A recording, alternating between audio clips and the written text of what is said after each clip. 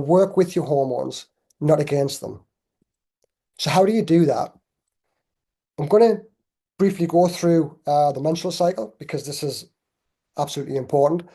And the two main parts of the menstrual cycle is, well, the two main hormones of the menstrual cycle is estrogen. And you've got to think of estrogen as energy, motivation, and confidence. Okay. This is your kind of the go hormone. This is what gets you kind of revved up, energized, and you feel absolutely amazing. This is estrogen. Progesterone, on the other hand, this is your calm, protective, restoration hormone that comes in the second part of the cycle. You've got to think of this as like the slow down and recharge hormone. Okay. But these two things, these two hormones come together to create the balance that you need to thrive. And we're going to go through exactly how that looks in the menstrual cycle. So this is basically how a textbook menstrual cycle looks. Again, everybody's different, which we'll kind of touch on. But if we're talking about sort of typical menstrual cycle, this is kind of how it looks. So you can see that the hormones aren't linear. So if you look at a guy's hormones are pretty much sort of straight line. Women's hormones aren't, for obvious reasons.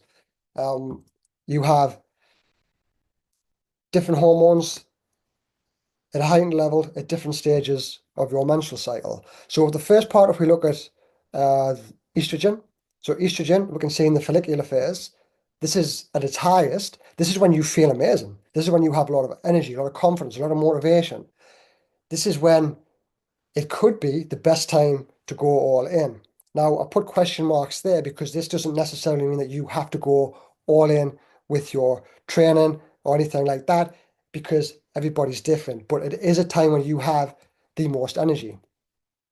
Then you've got progesterone, which is in the later stages, in the luteal phase.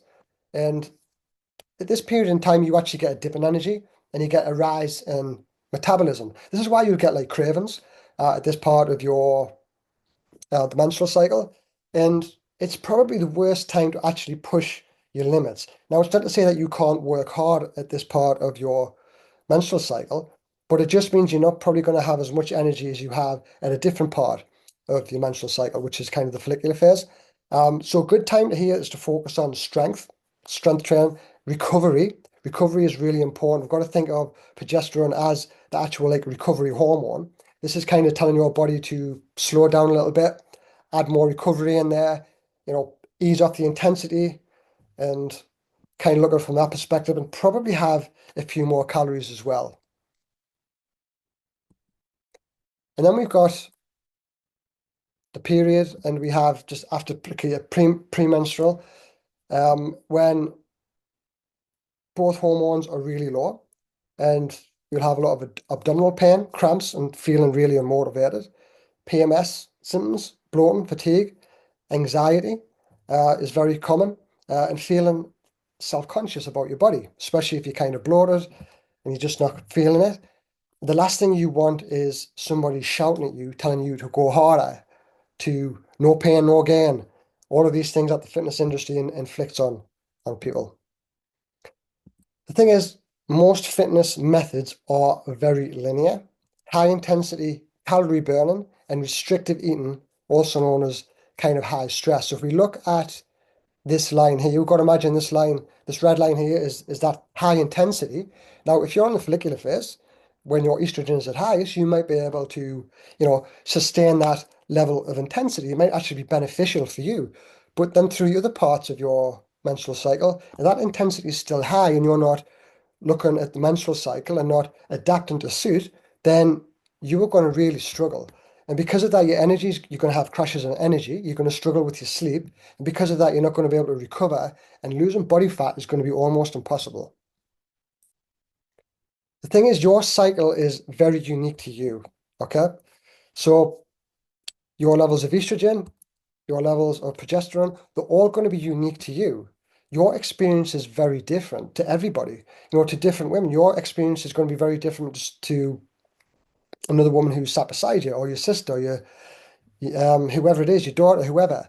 It's going to be very, very different. Everybody experiences it differently. So no one can tell you how you should be feeling. This is why, when you're in these sort of fitness boot camps and these types of things, and they're telling you to just push on and go harder, They're telling you should be okay, you just got to get on with it. They can't be telling you how you should be feeling. This is a total individual thing. This is why tuning into your body, tracking your cycle, recording things, and adapting your training as you kind of go. Adapting everything, not just your training, your recovery, your nutrition. Everything should be adapted based on your menstrual cycle. And of course, there's perimenopause. So this is kind of a woman's life and hormones. So as you're kind of 25 up to around about the age of 30, 35, your levels of estrogen and progesterone are at their highest. But perimenopause is your reproductive system actually winding down for retirement.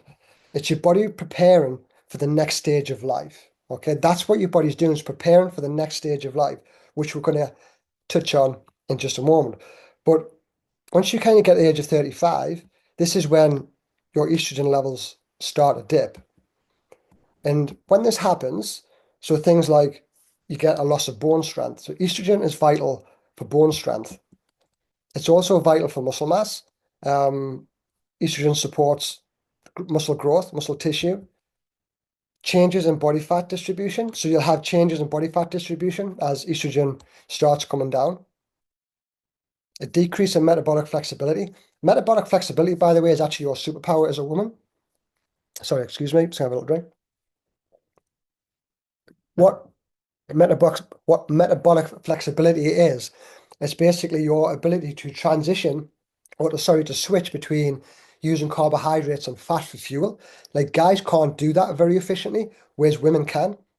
And it's probably one of the reasons why maybe a lot of women do gravitate more to cardio-based exercises, because they find it a lot more natural to kind of go to. But this is actually your superpower. But as kind of estrogen dips, then you start to lose that metabolic flexibility, energy and mood. So as perimenopause kicks in, you start feeling things like anxiety, anger, brain fog, and just not feeling like yourself anymore. And then we touched on before about the redistribution of fat, because this is a very common question that I get asked is, why am I starting to hold body fat around the midriff? And that's just because what happens is when your estrogen levels are high, then estrogen distributes fat predominantly around the hips and around the thighs and the buttocks. As estrogen dips, you start having the shift in fat towards the midriff. Okay, so that's why you do get that change in distribution of fat. So what I'm kind of saying is, what worked in your 20s won't work in your 40s. There's a really good paper here on the metabolic effects of perimenopause. So what this kind of paper found out was perimenopausal women had the highest body fat and most belly fat compared to pre and post menopausal women. So basically, because you're going through the changes, your body's changing, your fat distribution is changing, you're having a lot of metabolic changes, and this is when you start losing muscle mass, start holding more body fat. But what this paper actually concluded was perimenopause period, it may be the most opportune window for lifestyle interventions and to adapt your training to prevent unwanted menopausal symptoms, metabolic and body compositional changes as you kind of get older. So kind of what this is saying is perimenopause is actually an ideal time to start implementing these lifestyle changes. So what you were doing in your 20s, if you were training in your 20s, this is why you need to change things as you kind of get past the age of 30 and start being a lot smarter with your training. So how to change through the ages of life. So I'm just going to go through 3 stages here. And I know you guys on this now have daughters. So this is why I wanted to add this part into it. So between teens and the 20s, this is kind of the age of the athlete. And encourage your daughters with this, by the way.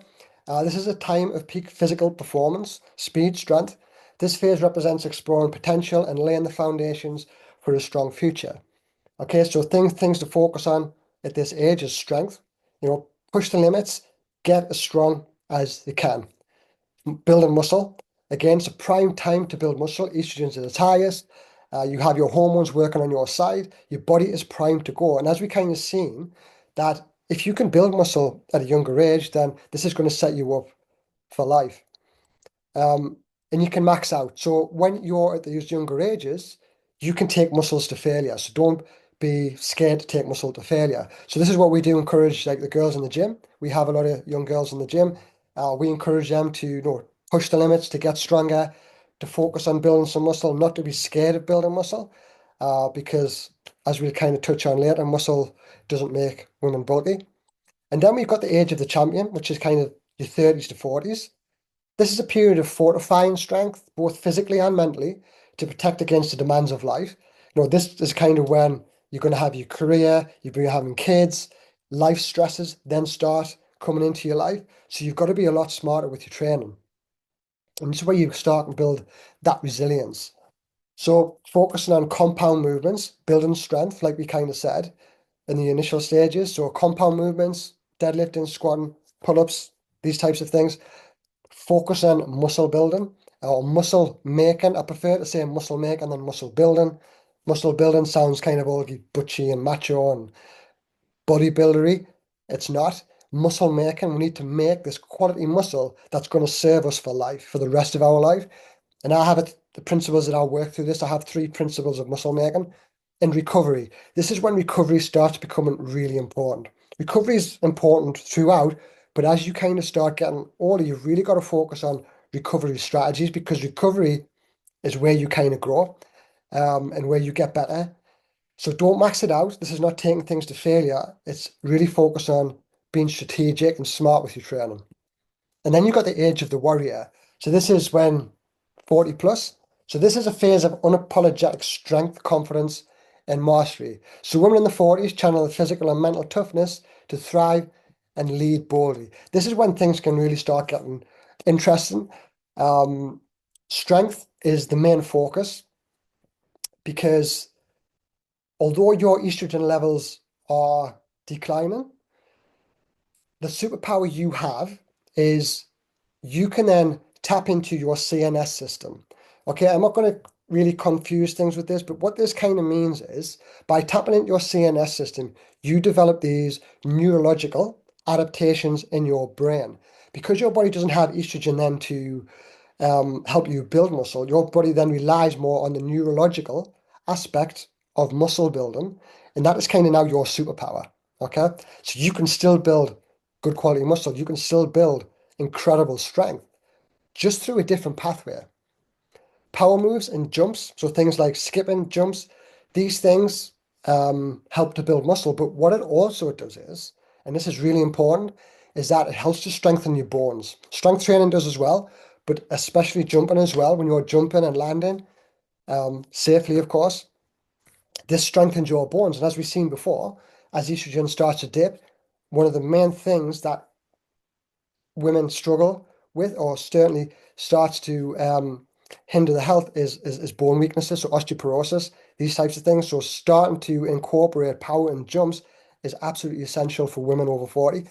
Sprints, this doesn't have to be sort of like sprints, uh, like running sprints. It can be on a bike, it can be up hills. It's got to be safe, but fast speeds of energy, fast speeds and training helps you to keep this muscle. Again, using the three principles of muscle making, and recovery becomes even more important, So train hard, absolutely train hard, but recover smarter. Okay, recovery is so important.